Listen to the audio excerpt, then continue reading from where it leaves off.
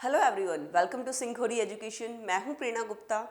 जैसा कि आप जानते हैं कि हम साइंस के अंदर चैप्टर 5 पढ़ रहे थे। चैप्टर 5 के अंदर अभी तक हमने जो कर लिया था, पहले आपको उसमें बता देती हूँ कि अभी तक हम क्या क्या पढ़ चुके हैं। हम अम्ल, क्षार और लवण के बारे में सब कुछ पढ़ चुके हैं और साथ में साथ हम पीएच स्केल के बारे में पढ़ चुके हैं कि पीएच स्केल क्या होता है, इसकी दैनिक जीवन में क्या उपयोगिताएँ हैं। आज हम पढ़ने वाले हैं कि कुछ महत्वपूर्ण रासायनिक यौगिक और उनकी उपयोगिता की, हम उनकी क्या क्या उपयोग हैं। जैसा कि आपको पता है कि हम कुछ एक आध यौगिक पढ़ चुके थे। हम पहला ये जो सोडियम क्लोराइड है, इसको मैंने आपको ऑलरेडी एक्सप्लेन कर चुकी हूँ। आज हम एक्सप्लेन करने वाली हूँ इन बाकी पांचों को। सोडियम हाइड्रोक्साइड NaOH, विरंजक चूर्ण bleaching powder CaOCl2, baking soda, धावन सोडा और प्लास्टर ऑफ पेरिस। आज हम इनके बारे में डिटेल से पढ़ेंगे कि मैंने आपको बताया था कि हमें क्या 4-5 पॉइंट लेके पढ़ाई करनी है। इन पॉइंट से पहले देखना है कि इनका नाम, सामान्य नाम क्या है, इनका केमिकल फार्मूला क्या है, इनका केमिकल नेम क्या है, इनकी कैसे इनको ये मिलता है, कैसे इसकी प्राप्ति होती है, कैसे गेट किया जाता है, देन इसकी क्या प्रॉपर्टीज़ हैं और क्या इसकी उपयोगिताएं हैं। तो इसकी क्या क्या उपयोग होने वाले हैं, ये सब हम पढ़ने वाले हैं। तो हमें हर टॉपिक की, हर पॉइंट की ये पांचों चीज़ें पढ़नी पड़ेंगी ताकि एग्जाम में आए तो शॉर्ट क्वेश्चंस बने तो इजीली हम सॉल्व कर पाए। तो चलिए आइए शुरू करें। और इससे पहले अगर आपने सिंघोरी एजुकेशन को सब्सक्राइब नहीं किया तो सब्सक्राइब कर दीजिए, इस वीडियो को जरूर लाइक कर दीजिए, अपने दोस्तों से शेयर कर दीजिए। तो चलिए आगे बढ़ते हैं। तो जैसा कि मैंने आपको बताया कि आज हम पहला पढ़ने वाले हैं सोडियम हाइड्रोक्साइड, क्योंकि हम NaCl तो पढ़ चुके थे। NaCl लास्ट क्लास में हमने कवर अप कर लिया था। आज हम सोडियम हाइड्रोक्साइड कास्टिक सोडा पढ़ने वाले हैं। तो चलिए, कास्टिक सोडा, इसे सोडियम हाइड्रोक्साइड कहते हैं। मैंने आपको कहा था कुछ पॉइंट्स पहले लेके चलते हैं। अब पॉइंट्स लेते हुए मैंने आपको क्या था, फर्स्ट पॉइंट क्या होगा आपका, फर्स्ट पॉइंट क्या होगा आपका कि इसका सामान्य नाम क्या है, कास्टिक सोडा। NaOH को कहते हैं कास्टिक सोडा। फिर ये कैसे मिलता है, ये मिलता है सोडियम क्लोराइड के विद्युत अपघटन द्वारा। मैं इसकी केमिकल रिएक्शन कैसे मिलता है आराम से बताऊंगी। पहले सोडियम क्लोराइड, मैंने आपको सोडियम क्लोराइड पढ़ा था हमने, उसमें मैंने आपको बताया था कि इसके उपयोग में क्या है कि इससे NaOH मिलता है, Na2CO3 मिलता है, NaSCO3 मिलता है। तो जो है सोडियम हाइड्रोक्साइड है, कास्टिक सोडा है, वो हमें सोडियम क्लोराइड के विद्युत अपघटन से मिलता है। कैसे मिलता है इसे मैं आप बाद में देखेंगे। फिर इसकी प्रॉपर्टीज में क्या है, ये श्वेत चिकना ठोस पदार्थ है। It's a solid substance, white solid substance है। इसका गलनांक 591 केल्विन है, 591 केल्विन। उसका कितना था, 1081। सोडियम क्लोराइड का था 1081, इसका है 591। ठीक है। और ये जल में शीघ्र विलय हो जाता है, ये आराम से सॉल्युबल है पानी के अंदर। ये प्रबल क्षार है, आपको पता है ये स्ट्रॉन्ग बेस है। ये आयन देता है OH माइनस, Na+ और OH माइनस आयन अलग अलग देता है पानी के अंदर। तो ये हो गई इसकी प्रॉपर्टीज। पहला, इसे कास्टिक सोडा कहते हैं। ये मिलता कैसे है, ये विद्युत अपघटन के द्वारा मिलता है, अगर हम NaCl का विद्युत अपघटन करते हैं तो। फिर उसके बाद हमें इसकी प्रॉपर्टीज देखनी है। प्रॉपर्टीज में आपको बता दिया, श्वेत चिकना ठोस पदार्थ है, इसका गलनांक 591 केल्विन है, जल में शीघ्र विलय हो जाता है और एक प्रबल क्षार है। प्रबल क्षार को आप इजीली प्रबल से मतलब मैंने कहा था प्रबल और दुर्बल, मैं आपको एक्सप्लेन कर चुकी हूँ। प्रबल और दुर्बल से क्या मतलब है, प्रबल मतलब वो जल में पूर्णतः आयनित हो जाए, वो होता है प्रबल। और जो पूर्णतः आयनित नहीं होता है जल के अंदर, वो होता है दुर्बल। तो ये प्रबल है, मतलब पूर्णतः आयनित होगा, ये प्रॉपर Na+ और OH माइनस आयन देगा। ठीक है। तो आगे इसके उपयोग देखें। उस उपयोग में क्या है, इसके यूज क्या है कि साबुन, सिल्क उद्योग, अन्य रसायनों, बाकी सब जगह यूज में आता है। ये बॉक्साइट की धातु कर्म में मेटलर्जी ऑफ बॉक्साइट। और बॉक्साइट क्या होता है, ये एल्यूमिनियम का अयस्क होता है। तो एल्यूमिनियम का अयस्क होता है एक बॉक्साइट। तो ये बॉक्साइट की धातु कर्म में यूज में आता है, ये इंपॉर्टेंट है। पेट्रोलियम के शोधन में, purification of the petrol, petrol की मतलब ये पॉइंट बहुत इंपॉर्टेंट है, याद रखना। पेट्रोलियम के शोधन में काम में आता है। कई बार शॉर्ट क्वेश्चंस में रहता है पेट्रोलियम के शोधन में क्या काम में आता है, कास्टिक सोडा काम में आता है। वसा व तेलों के निर्माण में और प्रयोगशाला अभिकर्मक के रूप में। ये तो मैंने आपको बताया था कि प्रयोगशाला के अभिकर्मक के रूप में तो आप हर जगह लिख सकते हो, क्योंकि ऑब्वियसली लैबोरेटरीज में कुछ ना कुछ चीजें यूज आती ही आती है, तो आपको एक यूज तो कंफर्म हो जाता है। और ये वाला इंपॉर्टेंट है, पेट्रोलियम के शोधन में, याद रखना। अब जैसे कि मैंने आपको बताया कि ये NaCl के विद्युत अपघटन से मिलता है। अब NaCl के विद्युत अपघटन से कैसे मिलता है, NaCl plus H2 gives NaOH plus Cl2 plus H2। ये गैसेस हैं, ये ऊपर निकल जाएंगी। गैसेस आपको पता है, गैसेस को नीचे इसकी फिजिकल स्टेट G से रिप्रेजेंट करते हैं, NaCl और द 2H2। ठीक है। तो विद्युत क्या होगा कि NaCl का कोई एक्वस सॉल्यूशन लिया जाएगा, जब उसका विद्युत अपघटन, इलेक्ट्रोड्स डाले जाएंगे तो इससे होगा आपको NaOH मिलेगा और आपकी गैसेस निकल जाएंगी। इलेक्ट्रोड्स पे आपको NaOH मिल जाएगा। तो इस तरीके से ये होता है। NaCl हो गया आपका सोडियम क्लोराइड,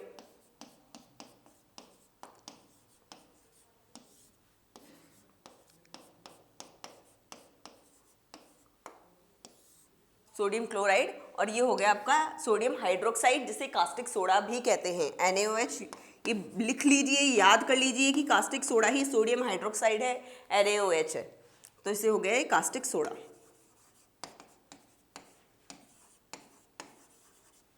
ठीक है, तो हमारा सेकंड कंप्लीट हो गया कि NaOH क्या है। NaOH के बारे में हमने सारी डिटेल्स पढ़ ली है। अब इसके आगे बढ़ते हैं।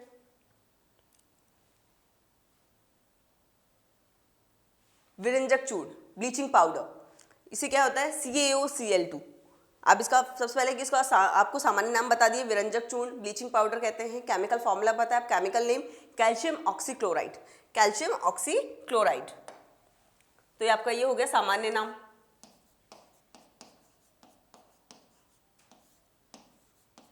ये हो गया सामान्य नाम। अब कैसे मिलता है, बुझे हुए चूने में कैल्शियम क्लोरीन गैस प्रवाहित करने पर, बुझे हुए चूने में क्लोरीन गैस प्रवाहित करने पर। तो बुझा हुआ चूना मतलब CaOH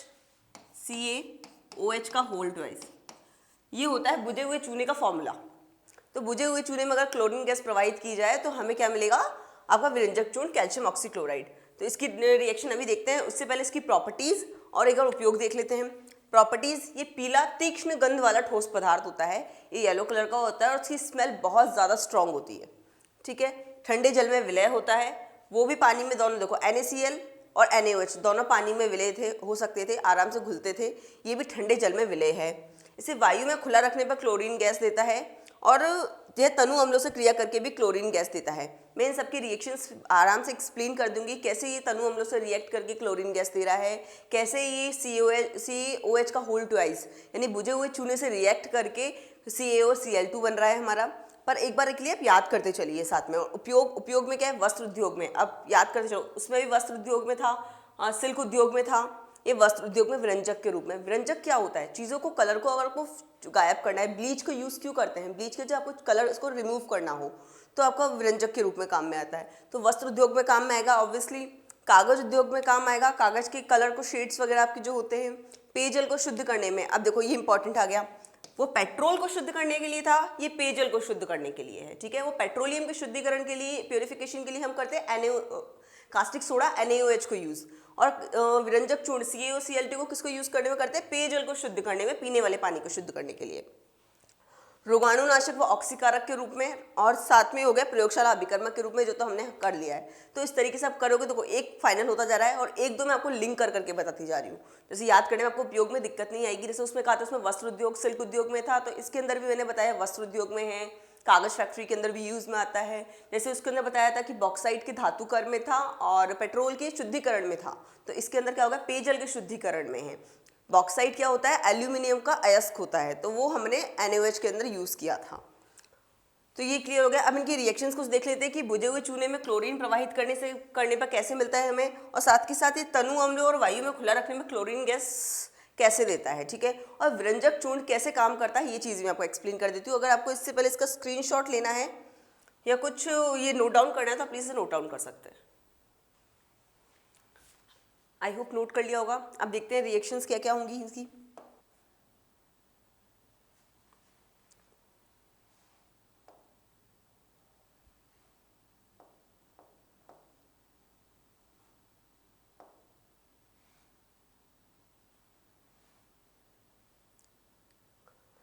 तो देखो, अब इसमें क्या था, बुझा हुए चूने के अंदर, बुझे हुए चूने में अगर हमने Cl2 गैस प्रवाहित करी, यानी इसकी रिएक्शन Cl2 से करवाई, बुझा हुआ चूना मैंने आपको क्या बताया, CaOH का होल ट्वाइस, ये होता है बुझा हुआ चूना, ये हो गई इसमें Cl2 गैस प्रवाहित। इससे क्या होगा, उससे होगा CaOCl2 बनेगा, साथ में H2O बनेगा। ठीक है, अब ये जो हो गया ना कैल्शियम ऑक्सीक्लोराइड,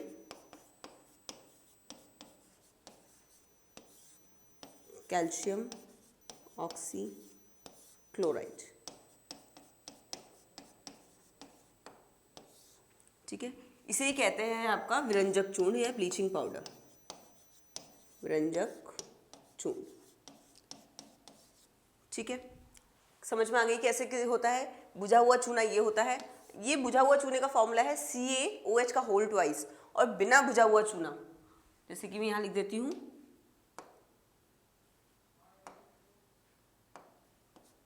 बिना बुझा हुआ चूना होता है, फॉर्मूले में कंफ्यूज मत होना, वो होता है कैल्शियम ऑक्साइड CaO। ठीक है, इसमें कोई कंफ्यूजन मत रखना, बुझा हुआ बिना बुझे हुए चूने के अंदर। ठीक है, ये चीज़ हो गई। अब इसके बाद एक था कि वो तनु अम्लों से क्रिया करके Cl2 गैस देते हैं। अब तनु अम्लों से क्रिया करके से CaOCl2 प्लस, जैसे मैंने कोई तनु का अम्ल, पहले तो आपको तनु का मतलब समझना है ना, आपको बताया था तनु और सांद्री टर्म्स बार बार यूज होंगी। तनु का मतलब क्या होता है कि अगर पानी की क्वांटिटी ज़्यादा है और अम्ल की क्वांटिटी कम हो उस सॉल्यूशन के अंदर, ऐसा सॉल्यूशन जिसका हाँ पानी अम्ल में मिलाया गया हो, अम्ल में पानी मिलाया गया हो, लेकिन पानी की क्वांटिटी ज़्यादा हो और अम्ल की क्वांटिटी कम हो, तो वो अम्ल हो जाएगा तनु अम्ल। तो तनु का मतलब समझ में आ गया। और सांद्र क्या होता है, जहाँ अम्ल ज़्यादा हो और पानी कम हो। तो तनु अम्ल ले लिया मैंने, कोई भी डाइल्यूटेड अम्ल, जैसे मान लिया ये ले लिया H2SO4 सल्फ्यूरिक अम्ल, नीचे लिख दीजिएगा तनु है ये डाइल्यूटेड है। ठीक है, अब इसकी रिएक्शन करने पे क्या होगा, ये मिलेगा आपको CaSO4, आपको बताया Cl2 गैस देगा ये, और एक H2 गैस देगा। ठीक है, ये चीज़ होगी। इस तरीके से कोई भी अम्ल ले लो, आपने सल्फ्यूरिक एसिड लिया, आप हाइड्रोक्लोरिक एसिड ले लो, ये सेम रिएक्शन होगी। वहाँ पे क्या होगा, यहाँ पे भी Cl2 गैस मिलेगी और H2 गैस मिलेगी। तो इस तरीके से आपको Cl2 गैस देता है। तो आपके जो गुण के अंदर था कि वो तनु अम्लों से क्रिया करके Cl2 गैस देता है, तो ये इसकी रिएक्शन हो जाएगी। और आपकी जो कैसे मिलता है, मिलते के अंदर मैंने आपको बताया था कि बिना बुझा हुआ चूना, बुझा हुआ चूने उसकी Cl2 से रिएक्शन करवाई जाएगी, उसमें Cl2 गैस प्रवाहित की जाएगी, तो क्या होगा CaCl2 प्लस H2O मिलेगा। ये CaCl2 क्या हो जाएगा, आपका विरंजक चूर्ण, ब्लीचिंग पाउडर हो जाएगा। ठीक है, अब बात क्या हो जाती है, ये Cl2 गैस जो मिल रही है ना, वो Cl2 गैस क्रिया करती है एटमॉस्फेयर में मिले पानी से। ठीक है, और इधर हो जाता है HCl प्लस साथ के साथ इधर मिल जाती है परमाणविक ऑक्सीजन। अब परमाणविक ऑक्सीजन की जनरली आपने क्या देखा है, O हमेशा जब भी हम ऑक्सीजन देखते हैं तो क्या होता है, O2 फॉर्म में मिल रहा है।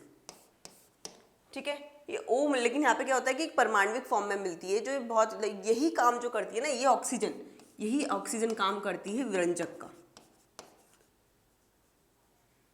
विरंजक का, अब विरंजक मतलब, विरंजक का काम मतलब क्या होता है, कोई भी चीज़ है अगर उसमें रंग है तो वो उसे रंगहीन बना देगी, कलरलेस बना देगी। यही तो करता है ब्लीच, क्या करती है, अपना कलर लाइट करती है, चीज़ों को कम कर, लाइट करती जाती है, कलर खत्म कर देती है उसका। यही काम होता है विरंजक का। विरंजक को जो कहते हैं ना विरंजक चूर्ण, तो विरंजक चूर्ण क्यों कहते हैं, बिकॉज जिसके अंदर जो परमाणविक ऑक्सीजन निकल रही है वो रंग से रंगहीन कर देती है चीज़ों को, और इसे ही कहते हैं विरंजक, विरंजक का काम करना। ठीक है, इसलिए इसका नाम पड़ा है विरंजक चूर्ण, ब्लीचिंग पाउडर। ठीक है, क्लियर हो गया। अभी तक हमने क्या क्या देखा, हमने कास्टिक सोडा पढ़ लिया, हमने ब्लीचिंग पाउडर पढ़ लिया। अब इसका नेक्स्ट देखते हैं। नेक्स्ट है बेकिंग सोडा। बेकिंग सोडा आपने नाम सुना होगा, घर में यूज में आता है बेकिंग सोडा। इसे खाने का सोडा भी कहते हैं। इसका फॉर्मूला क्या होगा, NaHCO3, इसे कहते हैं सोडियम बाइकार्बोनेट। अभी कैसे होगा, सोडियम कार्बोनेट के विलयन में कार्बन डाइऑक्साइड प्रवाहित करने पर। अब ये मेरे रिएक्शन हमको बताएंगे। पहले आपको कैसे मिलता है, आपको पॉइंट्स सारे याद रखने हैं, मैंने आपको पॉइंट्स बता रखे हैं, पॉइंट्स कौन कौन से लेने हैं। पहले इनका कॉमन नेम क्या है, खाने का सोडा भी कहते हैं, बेकिंग सोडा भी कहते हैं। बेकिंग सोडा अगर आपने किचन में देखा होगा मम्मी यूज़ करती है। सोडियम बाइकार्बोनेट कहते हैं NaHCO3। NaHCO3 और Na2CO3 में कंफ्यूज मत होना।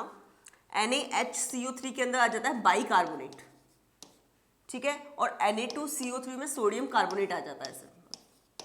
अगर H हट गया तो सोडियम कार्बोनेट और H आ गया तो सोडियम बाइकार्बोनेट, या H आ जाता है तो बाई बोलने में आ जाता है। ठीक है, तो सोडियम बाइकार्बोनेट, इसे सोडियम कार्बोनेट के विलयन में कार्बन डाइऑक्साइड गैस प्रवाहित करने पर मिलता है। अब कुछ गुण देख लेते हैं। गुण क्या है, श्वेत क्रिस्टलीय ठोस। ये देखो मैक्सिमम जो हमने देखे ना गुण, वो श्वेत क्रिस्टलीय ठोस, श्वेत ठोस, ये सब चीज़ें हैं। तो आपके गुण के अंदर भी एक चीज़ कॉमन होती जा रही है, जल में अल्प विलय। अभी तक जो हमने पढ़ा थे सारे के सारे जल में विलय थे। कुछ ठंडे जल में विलय था, जैसे लास्ट वाला था वो ठंडे जल में विलय था, बाकी जल में विलय थे। ये जल में अल्प विलय है। फिर जल में इसका विलयन क्षारीय होता है। ठीक है, जल ये आराम से क्या बेसिक सॉल्यूशन बनाता है, ये बेसिक सॉल्यूशन बनाता है आपका। क्षारीय सॉल्यूशन मतलब क्षारीय विलयन मतलब बेसिक सॉल्यूशन। इसे गर्म करने पर कार्बन डाइऑक्साइड गैस निकलती है। ठीक है, अगर हम सोडियम बाइकार्बोनेट को गर्म करते हैं तो हमें कार्बन डाइऑक्साइड गैस मिलती है। अब कुछ देख लेते हैं। अब जैसे मैंने आपको कहा कि घर में काम में मम्मी को देखा होगा बेकिंग पाउडर काम में लेते हुए, तो खाद्य पदार्थों में काम आता है। सिंपल एक चीज़ तो ये याद कर लो, और दूसरी सिंपल प्रयोगशाला में अभिकर्मक के रूप में। दो तो याद हो गए होंगे आप को। दूसरा, पेट की अम्लता को दूर करने में, इसे एंटासिड की तरह भी यूज कर सकते हैं। मैंने आपको बताया था कि आपके पेट में एसिडिटी हो जाती है, कब हो जाती है, कुछ आप एक्स्ट्रा खा लेते हो, आपकी पेट की एसिडिटी बढ़ जाती है, आपकी अम्लता ज़्यादा हो जाती है, तो उसको दूर करने के लिए भी हम इसे यूज़ करते हैं। अग्निशामक यंत्रों में भी यूज़ करते हैं, मंदपूत रोधी के रूप में भी यूज़ करते हैं, और सोडा वगैरह जो आपके शीतल पेय पदार्थ होते हैं, जब सोडा वगैरह लेते हो उसके अंदर भी अपन बेकिंग सोडा यूज़ करते हैं। तो ये हो गए इसके कुछ यूजेस। तो एक बार आपको अगर ये नोट डाउन करने हैं तो आप नोट डाउन कर लीजिए, फिर हम इसके रिएक्शंस देख लेते हैं कि कैसे। एक तो सोडियम कार्बोनेट के विलयन में कार्बन डाइऑक्साइड प्रभावित करने पर मिलता है हमें, और दूसरे से गर्म करने पर कार्बन डाइऑक्साइड निकलती है, वो कैसे होती है। तो ये रिएक्शंस हम देख लेते हैं, लेकिन इससे पहले अगर आपको नोट डाउन करना है, स्क्रीनशॉट लेना है, तो आप इसे ले सकते हैं। तो आई थिंक नोट कर लिया होगा। आगे बढ़े।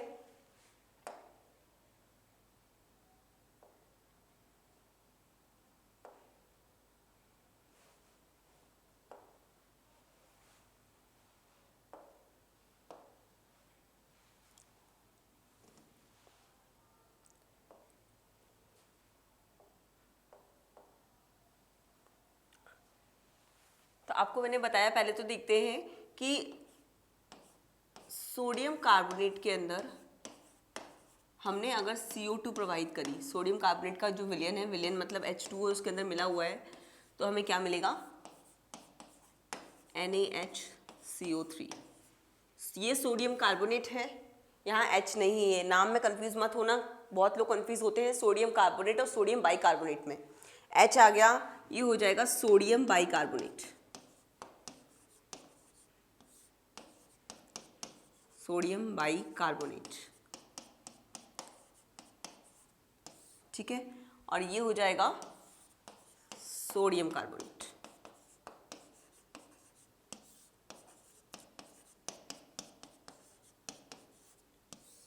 ठीक है, सोडियम बाइकार्बोनेट। अब मैंने आपको बताया कि सोडियम कार्बोनेट के अंदर CO2 गैस प्रवाहित करने पर, सोडियम कार्बोनेट के विलयन के अंदर, विलयन मतलब H2O ले लिया हमने, फिर हमें क्या मिलेगा, NaHCO3 सोडियम बाइकार्बोनेट, जिसे कहते हैं साथ के साथ बेकिंग सोडा।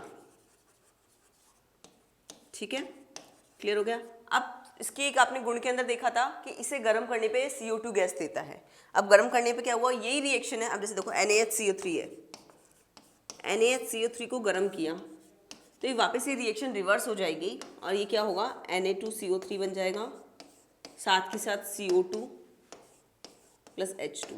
मतलब यही रिएक्शन है, रिवर्स करके लिखनी होगी हमको, तो ज़्यादा प्रॉब्लम नहीं आएगी। बस याद रखना ये हीट प्रोवाइड कराइए। आपको मैंने बताया था कि ट्राइंगल का साइन क्या होता है, ट्राइंगल का त्रिभुज का चिन्ह लगाने से क्या होता है कि हमसे हीट दे रहे हैं। उससे तो आपने गुण में भी लिखा था कि आपने कि अगर हमें सोडियम बाइकार्बोनेट को अगर हीट प्रोवाइड कराएं, गर्म करें, तो वो CO2 गैस देती है, तो उसने CO2 गैस दे दी है। ठीक है, तो समझ में आ गया, अभी तक क्लियर हो गया। अभी तक हमने क्या क्या पढ़ लिया है, कास्टिक सोडा पढ़ लिया है, ब्लीचिंग पाउडर पढ़ लिया है, अभी बेकिंग सोडा भी पढ़ लिया है। अब आगे देखते हैं धावन सोडा, क्या कपड़े धोने का सोडा, वॉशिंग सोडा। ठीक है, अब अभी तक हमने क्या पढ़ा था, NaHCO3, अब पढ़ेंगे हम Na2CO3 सोडियम कार्बोनेट। इसके अंदर साथ में अभी 10H2O। अब 10H2O क्या होता है, 10H2O इसे कहते हैं क्रिस्टलन जल।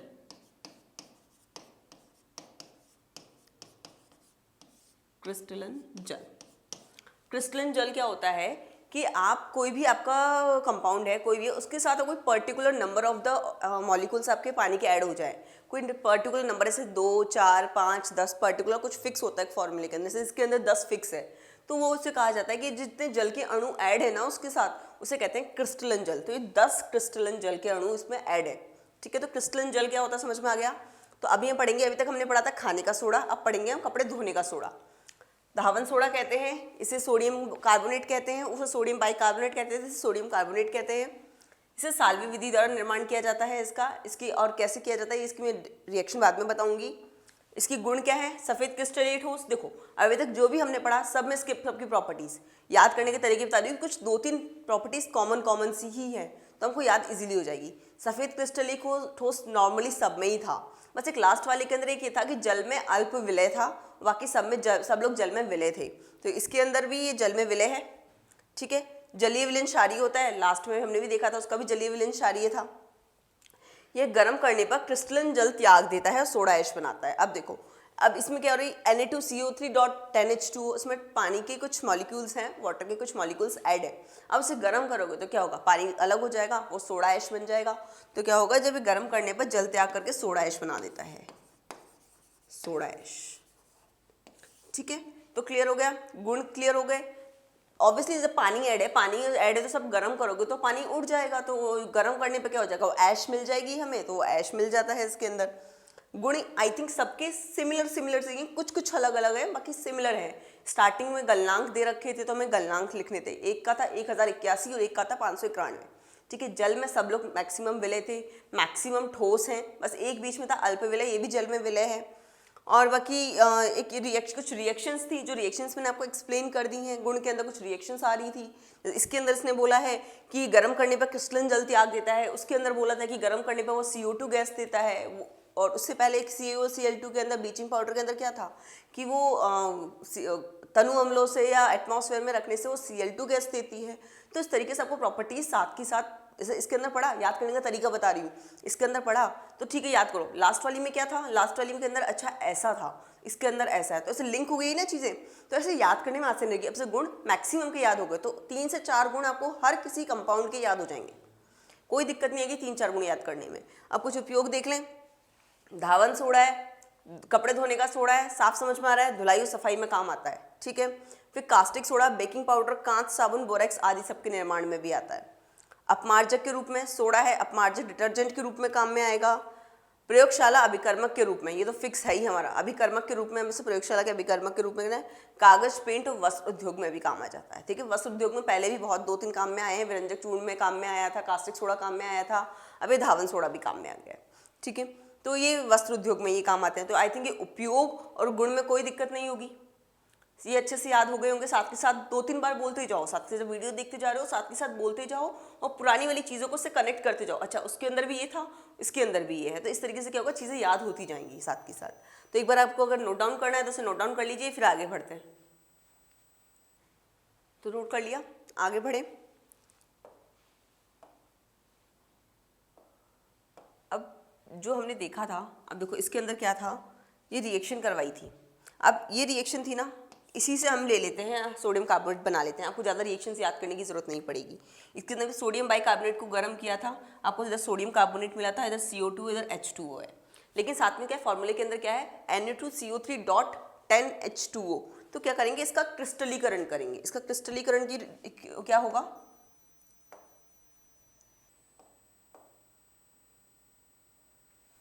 इसकी क्रिस्टलीकरण अभी आपको Na2CO3 तो मिल चुका है उस रिएक्शन के थ्रू।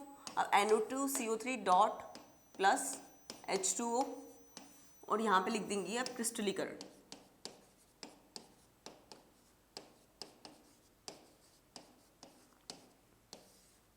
तो ये हो गया Na2CO3 डॉट 10H2। ये हो गया आपका धावन सोडा।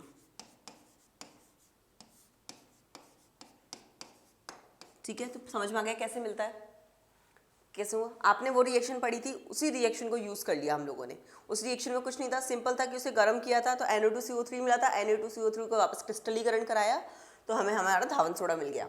तो आगे बढ़े, ये कंप्लीट हो गया ये वाला भी। अब इसके आगे बढ़ते हैं, plaster of Paris. Plaster of Paris, POP सुना होगा। इसे CaSO4.12H2O। अब हाफ H2O करने पे क्या है कि जिप्सम को 393 केल्विन पे, CaSO4 हो गया जिप्सम, इसे अगर 393 केल्विन पे गर्म करते हैं तो आपको प्लास्टर ऑफ पेरिस मिलता है। अगर इसे ज़्यादा गर्म कर दोगे तो क्या होगा, पत्थर जैसा बन जाएगा, इसके अंदर का पूरा पानी उड़ जाएगा। लेकिन हमें पूरा पानी नहीं उड़ाना है, इसमें थोड़ा सा पानी रहना चाहिए, यानी हाफ H2O, पानी का आधा मॉलिक्यूल रहना चाहिए, तो ही हमारा प्लास्टर ऑफ पेरिस बनता है। तो इसलिए बोला है कि जिप्सम को 393 केल्विन पर गर्म करने पर। ठीक है, अब गुण क्या है आपको पता है, POP घर में देखी होगी अपने। POP में क्या है, श्वेत ठोस चिकना पदार्थ होता है, जल मिलाने पर 15 से 20 मिनट में जमकर ठोस और कठोर हो जाता है। जल मिलाते हो, POP को अगर छोड़ दो तो क्या हो जाता है कि वो ठोस हो जाता है। फिर इसके बाद उपयोग क्या क्या है, उपयोग आपने POP देखी होगी, घर में प्लास्टर चढ़ जाता है, आपके हाथ पे चोट लग जाती है तो हड्डियों को सेट करने के लिए इसका महत्वपूर्ण उपयोग है। टूटी हुई हड्डियों को जोड़ने के लिए प्लास्टर चढ़ाने में यूज में आता है। घर में POP होती है, घर में POP से डिजाइन्स बनती हैं, भवन निर्माण में काम आता है, दंत चिकित्सा में काम आता है, मूर्ति वगैरह आदि सजावटी सामान बनाने में काम में आता है। तो ये इसके बेसिक उपयोग हैं जो आप पीओपी की तो आराम से बोल दोगे, घर बनाने में, प्लास्टर मूर्तियाँ बनाने में, आपकी ये हो गया हड्डियों वगैरह में चिकित्सा के रूप में। तो ये सब आराम से आपको याद होने वाले उपयोग हैं। तो इसमें तो बहुत ईजी है, तो बहुत आसान है, इजीली हो जाएगा। ठीक है, बाकी सभी मैंने आपको बता दिया कैसे याद करने हैं, किस तरीके से देख के चलना है। तो चीज़ें क्या तो साथ के साथ लिंक कर करके याद करते करते चलो। ये अगर एक बार रह गया ना तो ये क्या याद नहीं होती, बाद में कन्फ्यूजन हो जाता है कि अच्छा ये प्रॉपर्टी किसकी थी, ये गुण किसका था, ये उपयोग किसका था। तो जब एक पढ़ रहे हो तो पहले वाले को साथ के साथ रिवाइज करो, फिर उसका नेक्स्ट वाला पढ़ रहे हो तो उसके साथ के साथ वो पीछे वाले 2 भी लेते हुए चलो। 5-6 हैं, ज़्यादा नहीं है, आराम से याद हो जाएंगे। ठीक है, तो आई थिंक आपको ये वीडियो समझ में आ गया होगा। इस वीडियो में आपको जो महत्वपूर्ण यौगिक है उनको आपको क्या क्या पॉइंट्स इसके ले लेके के पढ़ने हैं, आपको सब कुछ याद हो गया होगा, समझ में अच्छे से आ गया होगा। अगर समझ में आ गया है, एकदम याद हो चुका है, तो ये वीडियो फटाफट लाइक कर दो, दोस्तों के साथ शेयर कर दो। और अगर तक आपने सिंकोरी एजुकेशन को सब्सक्राइब नहीं किया है, सबसे पहले जाकर सब्सक्राइब कर दो। तो मिलते हैं फिर नेक्स्ट क्लास में। Thank you so much.